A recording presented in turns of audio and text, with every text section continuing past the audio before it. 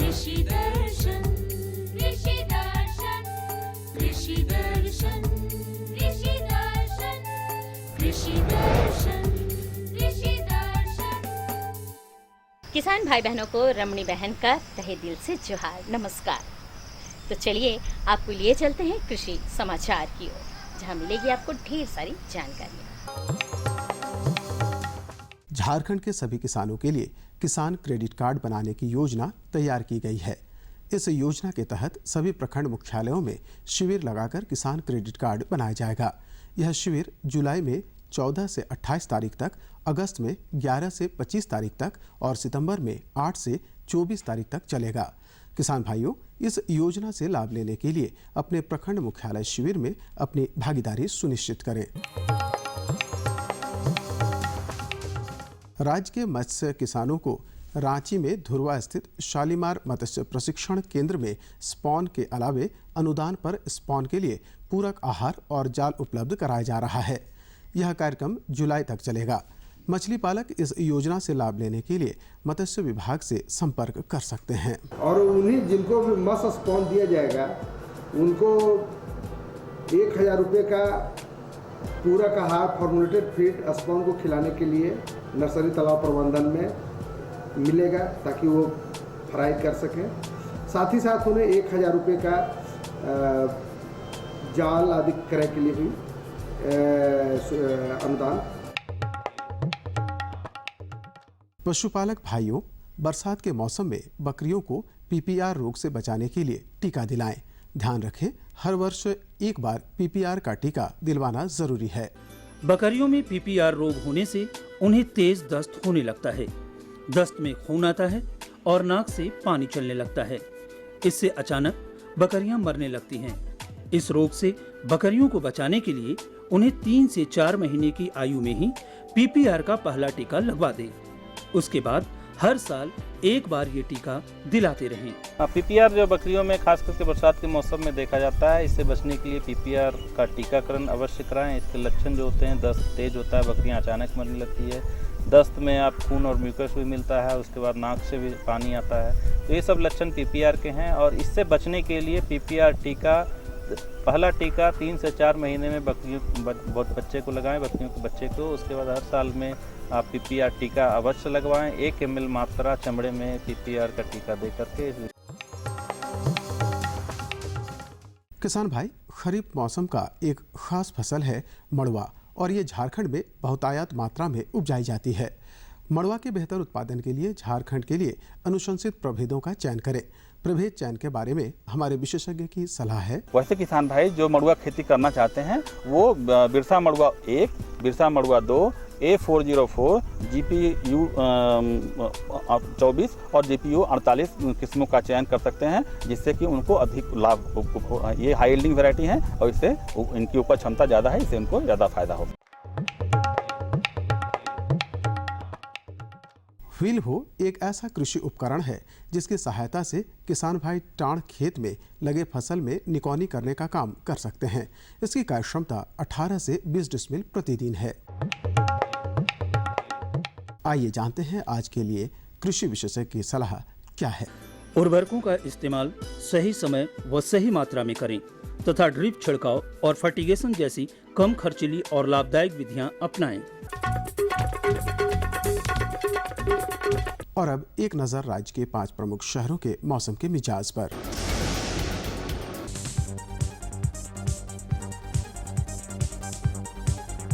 आज राज्य के 5 प्रमुख नगरों के अधिकतम और न्यूनतम तापमान कुछ इस प्रकार दर्ज किए गए। रांची का अधिकतम तापमान 28 डिग्री सेल्सियस और न्यूनतम 23 डिग्री सेल्सियस। जमशेदपुर का अधिकतम तापमान 31 डिग्री सेल्सियस और न्यूनतम 25 डिग्री सेल्सियस। मेदिनीनगर का अधिकतम तापमान 31 डिग्री सेल्सियस और न्यूनतम 24 डिग्री सेल्सियस। देवघर का अधिकतम तापमान 30 डिग्री सेल्सियस और न्यूनतम 25 डिग्री सेल्सियस। धनबाद का अधिकतम तापमान 30 डिग्री सेल्सियस और न्यूनतम 25 डिग्री सेल्सियस रहा।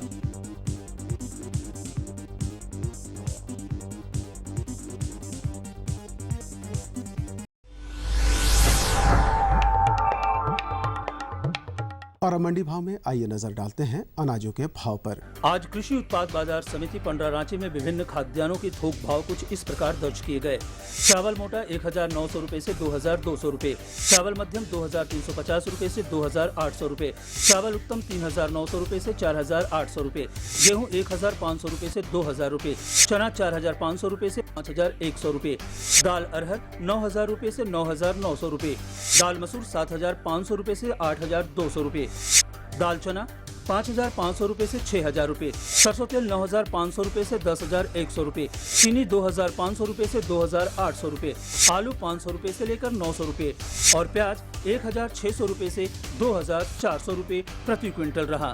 कृषि समाचार में आज इतना ही। अगले दिन अगले अंक में फिर मुलाकात होगी कुछ ताज़ा तरीन खबरों के साथ। तब तक के लिए दीजिए इजाजत।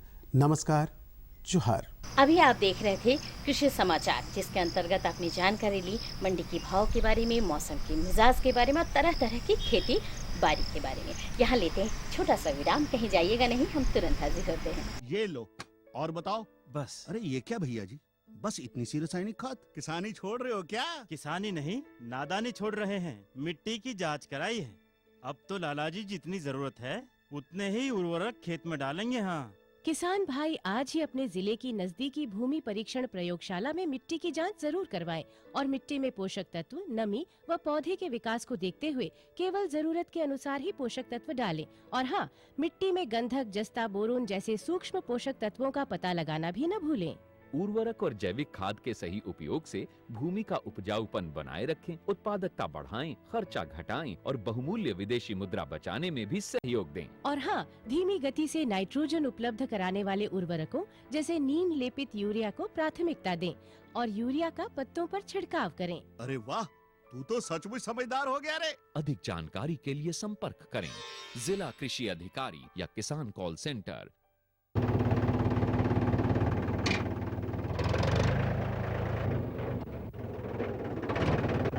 अरे हरकू वाह, बीज, कीटनाशक और आज खाद भी। अरे इतना खर्चा कहाँ से? अरे खर्च की चिंता किसे है, मेरे पास है ये किसान क्रेडिट कार्ड। कार्ड? अरे बैंकों द्वारा जारी इस कार्ड से किसान उसकी सीमा तक की रकम कभी भी बैंक से निकलवा सकता है और खेती बाड़ी की सामग्री कभी भी खरीद सकता है। कर्ज के झंझट से भी छुटकारा और तो और बिजली के बिलों का भुगतान, डीजल इससे खरीदना और आसान हो गया है। तो हर को भैया एक कार्ड मेरे लिए भी। किसान क्रेडिट कार्ड के लिए नजदीकी बैंक से संपर्क करें और पाएं ढेर सारे लाभ। विराम के बाद एक बार फिर से स्वागत है आप सभी किसान भाई बहनों का। अब बारी है जानकारी। तो आज हम आपको जानकारी दे रहे हैं सब्जी सोयाबीन की वैज्ञानिक खेती और प्रभेद के चुनाव के बारे में, और जानकारी दे रहे हैं हमारे विशेषज्ञ डॉक्टर आर.एस. पांचू। ये मिलते हैं। आज हम मौजूद हैं आईसीआर के प्रांगण में और हमारे साथ मौजूद हैं डॉक्टर आर.एस. पांचू। आज हम बात करेंगे सब्जी सोयाबीन के बारे में। तो डॉक्टर साहब, हमारे किसान भाइयों को ये बता दें कि सब्जी सोयाबीन है क्या? देखिए, सब्जी सोयाबीन किसान भाई में बता दूँ, सोयाबीन के बारे में सभी लोगों को जानकारी है। तो सब्जी सोयाबीन की एक अलग प्रजाति है। उसकी जो हरी कच्ची दाना को सब्जी के रूप में इस्तेमाल होता है, जो बड़ा आकर के होते हैं और मिठास युक्त होते हैं। तो वो दाल सोयाबीन से अलग है। दाल सोयाबीन का दाना छोटा होता है, वो कच्चा अवस्था में नहीं खाया जाता है। लेकिन ये जो किस्म है, ये सोयाबीन की एक प्रजाति है जिसकी दाना बड़े आकार के होते हैं और मिठास होते हैं। तो उसका हम सब्जी के रूप में इस्तेमाल करते हैं। बहुत स्वादिष्ट है और पोषक तत्व से भी भरपूर है। इसमें प्रोटीन का मात्रा भी ज़्यादा है, जैसे सब्जी मटर के अपेक्षा में ज़्यादा है। और ये सबसे बड़ी खासियत है, ये हमारा खरीफ मौसम में होता है, टाड़ ज़मीन पर होते, तो झारखंड के लिए बहुत ही लाभदायक फसल है और यहाँ का ज़मीन को भी उर्वर बनाता है। साथ साथ जो कच्चा दाना का हम सब्जी के रूप में इस्तेमाल करते हैं, उसमें प्रोटीन, कैल्शियम, फास्फोरस, पोटेशियम और भी पोषक तत्व जैसे विटामिन ए है, विटामिन सी है और विटामिन ई है, ये सब भी हम प्राप्त होता है। तो और यहाँ का जो टाड़ ज़मीन में बरसाती खेती होती है, जिसमें आपको पानी देने की भी आवश्यकता नहीं है। तो ऊपर बार जो टाड़ ज़मीन में इसका खेती किसान भाई आसानी से इस खरीफ मौसम में कर सकते हैं। किसान भाइयों को ये बता दें कि इसके सोयाबीन की जो खेती करेंगे, इसकी खेत की तैयारी किस प्रकार करेंगे? का जो मिट्टी है, जो हल्की मिट्टी है, बलुई दोमट मिट्टी, इसमें इसका खेती बहुत सफलतापूर्वक होती है। तो 3-4 बार अच्छा से जुताई करके फिर हम कैरी बना के इसको लगाते हैं। हम बुआई जब करते हैं कैरी में तो उससे पहले इसमें हमको खाद और उर्वरक का प्रयोग करना पड़ता है, तो अच्छा उपज के लिए। जैसे जो जैविक खाद है, मतलब जैसे साड़ी हुई गोबर की खाद करीब 200 से 250 क्विंटल प्रति हेक्टेयर के दर से हम प्रयोग करते हैं, या केंचुआ खाद 20 से 30 क्विंटल प्रति हेक्टेयर के दर से प्रयोग करते हैं। साथ ही साथ जो रासायनिक खाद है, जैसे यूरिया 45 किलोग्राम यूरिया, 375 किलोग्राम आपका सिंगल सुपर फॉस्फेट और 70 किलोग्राम म्यूरेट ऑफ पोटाश प्रति हेक्टेयर के दर से बुआई से पहले हम अच्छा तरह से मिट्टी में मिला देते हैं। तब हम बुआई करते हैं। जब हम बुआई करते हैं तो बुआई के समय हम लाइन का दूरी रखते हैं 1.5 फीट 45 सेंटीमीटर, और जब हम बुआई करते हैं बीज से बीज का दूरी रखते हैं 1 फीट मतलब 30 सेंटीमीटर। तो इसमें किसान भाई जरूर ध्यान में रखिए कि बरसात का मौसम है, तो जब हम बुआई करेंगे जो लाइन में हम उसको हल्का ऊंचाई वाली मेड़ बनाएंगे और मेड़ के ऊपर हम बीज गिराएंगे, तो उससे अंकुरण भी अच्छा होता है और बीज सड़ता नहीं है। ये सुविधा होती है क्योंकि इसका अंकुरण के लिए मिट्टी में हवा और अच्छा से पानी निकास वाला व्यवस्था होना चाहिए। अब किसान भाई को ये बता दें कि किस्म का चुनाव और बीज का चुनाव किस प्रकार वो करें। हाँ जी हाँ, जैसे हमारा केंद्र से एक नई किस्म का विकास हुआ है जो देश का पहला किस्म है, तो वो है स्वर्ण वसुंधरा। ये बहुत ही उन्नत प्रजाति का किस्म है जिसका हम बुआई इसी 15 जून से 15 जुलाई तक कर सकते हैं बरसात के समय में टाट ज़मीन पर, और इसका करीब बुआई से करीब 75 से 80 दिन के बाद हरी फली का तुड़ाई शुरू हो जाता है। और इसमें इसका उपज क्षमता, जो हरी फली का उपज क्षमता करीब 14 से 18 टन प्रति हेक्टेयर के दर से है, और इसका जो दाना है करीब 1 किलो हरी फली से करीब 500 ग्राम से ज़्यादा हमको दाना मिलते हैं, और ये बहुत ही स्वादिष्ट है। इसमें करीब 12% प्रोटीन मिलते हैं इसमें, और भी पोषक तत्व जैसे calcium, phosphorus, potassium, vitamin C, ये सभी इसमें प्राप्त होता है। तो ये किस्म का खेती किसान भाई हमारा केंद्र से बीज प्राप्त करके खेती कर सकते हैं। तो इसके अलावा जैसे हमारे इस केंद्र से कुछ और नया प्रजाति जिसका कहा जाता है बासमती सब्जी सोयाबीन है, तो उसका भी हम लोग 2 उन्नत प्रजाति का चुनाव किए हैं, जिसका नाम है AGS 456, AGS 458। तो इसका भी बीज हमारे केंद्र से प्राप्त करके खेती कर से। इसका खासियत है, इसका जो कच्चा बीज हम उबालते हैं खाने के लिए, सब्जी घर में इस्तेमाल करते हैं, तो इससे बासमती चावल का खुशबू निकालते हैं। तो ये भी एक दूसरा प्रजाति का सब्जी सोयाबीन। तो ये 3 स्वर्ण वसुंधरा और AGS 456 और AGS 458, ये तीनों का इस्तेमाल किसान भाई करके सब्जी सोयाबीन की खेती बहुत सफलतापूर्वक इस झारखंड की धरती पर कर सकते हैं। हमारे किसान भाई जो सोयाबीन की खेती करते हैं उनको चलते चलते कुछ ऐसी बातें बता दीजिए जिससे वो उनको आगे बहुत मुनाफा हो।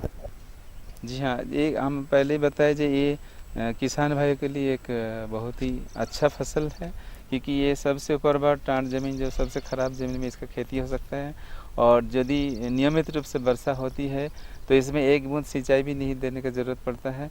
बिना सिंचाई से इस झारखंड का धरती पर टाट ज़मीन पर इसका बहुत सफलतापूर्वक खेती है। इससे ज़मीन को नाइट्रोजन मिलती है, साथ ही साथ जो आदमी के लिए जो पोषक तत्व से भरपूर जो सब्जी मिल रहा है, हरा सब्जी, जिस समय हमको मटर नहीं मिलता है सितंबर अक्टूबर का महीना में, उस समय एक उससे भी ज़्यादा गुणवत्ता वाला एक दलहनी फसल, सब्जी दलहनी फसल मिल रहा है, जो हमारे लिए बहुत ही अच्छा है, लाभदायक है। इसका इस हमारा केंद्र से यहाँ इससे बीज प्राप्त करके किसान भाई खेती कर सकते हैं, अच्छा है। ऐसे भी किसान, बहुत सारा किसान भाई इस क्षेत्र में इसका प्रयोग कर चुके हैं खेती में, और उसको फ़ायदा भी मिला है। करीब 20 से 25 रुपया किलो हरी फली ये लोग बेचे भी हैं।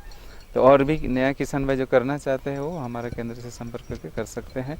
इसमें सबसे ज़्यादा है, इसमें ज़्यादा कीड़ा बीमारी का प्रकोप भी नहीं आता है और ये पानी को भी सह लेते हैं। कितना भी बारिश हो इससे पौधा का कोई क्षति नहीं होता है। तो इसलिए एक बहुत ही लाभदायक अच्छी फसल है, नई फसल है, किसान भाई इसको कर सकते हैं। और इस क्षेत्र में देखा गया है, झारखंड के क्षेत्र में इसका वृद्धि विकास भी बहुत ही अच्छी होती है दूसरी जगह अपेक्षा में। तो किसान भी इसका खेती बहुत सफलतापूर्वक कर सकते हैं। किसान भाइयों, आपने देखा डॉक्टर साहब ने आपको बहुत ही महत्वपूर्ण जानकारी दी सब्जी सोयाबीन के बारे में। अगर आप इसकी खेती करना चाहते हैं तो इनके मार्गदर्शन पे चल के आप बहुत मुनाफा पा सकते हैं। डॉक्टर साहब, हमारे कार्यक्रम में आने के लिए बहुत बहुत धन्यवाद। नमस्कार। अच्छी लगी ना जानकारी? पूरा विश्वास है मुझे आपको जानकारी बहुत ही अच्छी लगी होगी। जानकारियाँ और भी हमारे पास हैं, लेकिन यहाँ एक लेते हैं छोटा सा विराम। राम राम काका, कहाँ चल दिया? अरे भाई, फसल में कीटनाशी का छिड़काव करने जा रहा हूँ ताकि फसल सुरक्षित रहे। और अपनी सुरक्षा? अपनी सुरक्षा मतलब काका, कीटनाशी का छिड़काव करते वक्त अपने शरीर को पूरी तरह ढक लेनी चाहिए, खास करके नाक, मुंह और आँख को। हाथ में दस्ताने पहनकर ही कीटनाशी का प्रयोग करना चाहिए। तो क्यों? क्योंकि काका, कीटनाशी विषैले होते हैं, इससे हमारा स्वास्थ्य खराब भी हो सकता है और इसके बुरे परिणाम भी हो सकते हैं। हाँ। विराम के बाद एक बार फिर से स्वागत है आप सभी किसान भाई बहनों का। अब बारी है लत्तेदार सब्जियों की जानकारी के बारे में। तो जानकारी दे रहे हैं हमारे विशेषज्ञ डॉक्टर जयपाल सिंह चौधरी जी। तो आइए फटाफट लेते हैं जानकारी। किसान भाइयों, आज हम मौजूद हैं प्लांडू में और आज के अंक में हम आपको जानकारी दे रहे हैं बरसाती लत्तेदार सब्जियों में बीज उपचार के विषय में। और इस विषय पर बात करने के लिए हमारे साथ मौजूद है विशेषज्ञ हमारे डॉक्टर जयपाल सिंह चौधरी सर। जैसा कि हमारे किसान भाई झारखंड के प्रदेश में जो भी किसान भाई खेती करते हैं, तो बरसात के मौसम में जो सब्जियाँ लगाते हैं जैसे नेनुआ, फ्रेंच बीन वगैरह, तो जैसे इनमें कीड़े मकोड़े लगते हैं जो भी, तो जैसे क्या बच्चों को पहले से जैसे टीके लगाए जाते हैं, इस तरह से क्या इन सब्जियों में कोई उपाय किया जा सकता है? कर सकते हैं कि हम ऐसा क्या करें कि जिससे कीट और बीमारी हमारी नहीं लगे। तो इसके लिए हम पहले से ही क्या करें, क्योंकि अगर हम जैसे अभी बरसात की बात करेंगे तो बरसात में ये देखने को मिलता है कि हम जितना भी कीटनाशक का छिड़काव करेंगे मुख्यतः बह जाता है हमारा और उतना इफेक्टिव नहीं रहता है। अगर हम पहले से उसमें सावधानियां बरतें कि ऐसा कर दें कि उसमें कीट और बीमारियों का कम प्रकोप हो, तो किसान भाई इसके लिए बीज उपचार कर सकते हैं। सबसे पहले ज़रूरी है कि जितनी भी लत्तेदार सब्जियां होती हैं, उन लत्तेदार सब्जियों में कुछ सब्जियों में ऐसा है कि उसमें कुछ वायरस जनित बीमारियां होती हैं जो बीज के द्वारा, और कुछ बीमारियां और भी होती हैं जो बीज के द्वारा ही एक पीढ़ी से दूसरी पीढ़ी में फैलती हैं। तो आनुवंशिक मतलब उसी में तरह एक बीज के साथ में ही वो बीमारी उसके साथ रहती है। तो किसान भाई सबसे पहले ये करें कि जब बीज का चुनाव करें, अगर खुद की खेत का बीज प्रयोग कर रहे हैं जैसे बोदी का या और किसी का, तो ये ध्यान रखें कि उस खेत से बीज लें जिसमें पहले बीमारी नहीं आई हो, मुख्यतः वायरस जनित, क्योंकि ये बीमारियां जहाँ रहती हैं तो बीमारी फिर से आगे भी वैसे ही बीमारी बढ़ेगी। तो बीज का चुनाव सबसे पहले करें, या फिर आप खरीद रहे हैं तो किसी अनुशंसित जो शोध संस्थान है जैसे हमारे प्लांडू में है, यहाँ पे काफ़ी जो लत्तेदार सब्जियों का बीज मिलता है। तो ऐसे जहाँ आपका फेवरेट जगह है जहाँ पे आपको विश्वास किया जा सकता है, वहीं से आप बीज का खरीदारी करें। और दूसरा, जैसे बात कर रहे थे कि हम बीज उपचार कर सकते हैं, अगर बीज उपचार भूल गए हैं, लेट हो गए हैं अभी किसान भाई, तो आप पौध उपचार भी कर सकते हैं, जिसकी आप बात कर रहे थे कि हम पहले क्या करें। तो ये तरीके हैं जिससे आप पहले बच सकते हैं। बीज उपचार या पौध उपचार किसान भाई किस तरह से कर सकते हैं, कैसे करेंगे, इसके बारे में आप बता दें। जैसे मैं बात कर रहा था, अगर बीज का चुनाव सही हो गया है तो आजकल काफ़ी कीटनाशक और जो रोगनाशी हैं वो बीज उपचार के रूप में भी प्रयोग होते हैं। जैसे अगर आप कीटों के लिए प्रयोग कर रहे हैं तो सबसे पहले आप ध्यान रखें कि जितना भी बीज है उसको FIR से जो एक विधि है वैसे उपचारित करें, कि सबसे पहले उसको फंजीसाइड से, फिर इंसेक्टिसाइड से, फिर जितनी भी अगर इसमें दलहनी लत्तेदार सब्जियां हैं तो उसको राइजोबियम कल्चर द्वारा भी बीज उपचारित करें। इससे आपका जो पौध की वृद्धि है वो बढ़ेगी और आपका जो पौधा है वो हेल्दी रहेगा। तो FIR, अगर एफ में जब हम बात करते हैं फंजीसाइड की, सबसे पहले जो कवकनाशी हैं उनका प्रयोग करें। आप किसी भी कवकनाशी का, जैसे आपका बेविस्टिन हो गया, थायराम हो गया, इसको 2 से 2.5 ग्राम 1 लीटर पानी में घोल करके, मतलब 1 केजी बीज के लिए 2 ग्राम से 2 से 2.5 ग्राम की आवश्यकता होती है। इसको आप जो थोड़े से पानी में लेकर के इसकी स्लरी बना लीजिए और स्लरी बना करके उसको बीज को चारों तरफ हाथ में अच्छा किसी प्रोटेक्टेंट को पहन करके और बीज को अच्छी तरह से उसमें मिला दें। और मिलाने के बाद में यह ध्यान रखें कि जैसे आपका बीज उसमें पूरी तरह से मिल चुका है, उसमें ज़्यादा छोड़ना नहीं है और उसको छाया में सुखा दीजिए। जैसे आपका बीज सूख जाए उसके बाद में इंसेक्टिसाइड, क्योंकि हम आम तौर पर देखते हैं कि जो रस चूसने वाले कीट हैं वो आपकी लतादार सब्जियों में लगते हैं।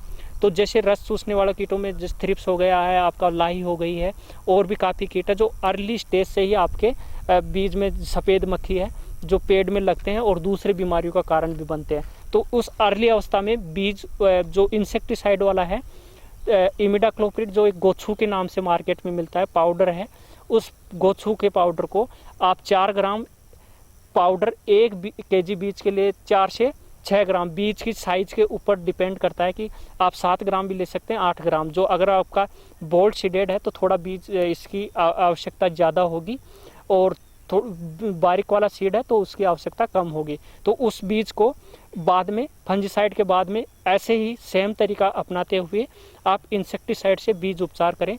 दोनों से बीज उपचार करने के बाद में जैसे सुखाई, फिर से सुखाई, सूखने के बाद में जो राइजोबियम कल्चर है, अगर दलहनी अगर आपका लत्तेदार सब्जी है तो राइजोबियम कल्चर, जैसे 250 ग्राम कल्चर को आप 1 केजी गुड़ में, 1 केजी गुड़ के साथ में अच्छा सा स्लैरी बना लीजिए, और जिसमें मिलने के बाद में आप उसको पूरा जो बीज है उसके ऊपर आप उसको डाल दीजिए और सूख जाए।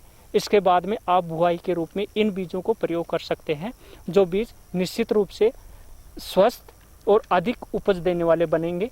ये आप किसान भाई अगर कर सकते हैं तो ऐसा इसमें बीज उपचार कर सकते हैं। अगर बीज उपचार किसी कारणवश छूट गया हो तो उसके अगला स्टेप है कि पौध उपचार। जैसे हम जो गाछ हमारी है जहाँ बिचड़ा तैयार करते हैं उसको उखाड़ के कुछ सब्जियों में, क्योंकि सभी में ऐसा नहीं होता है, आजकल कुछ नई तकनीकें आई हैं, जो प्रो ट्रे है उसमें हम करते हैं कि प्रो ट्रे में लगाते हैं उन सब्जियों को, जो बिचड़ा है उसको लगाते हैं। अगर डायरेक्ट आप सीडेड बुआई कर रहे हैं तो उसमें आप पौध उपचार बहुत कम होता है, लेकिन जिसका अगर आप ट्रांसप्लांटिंग कर रहे हैं तो उसमें पौध उपचार भी कर सकते हैं बीज उपचार के बाद में।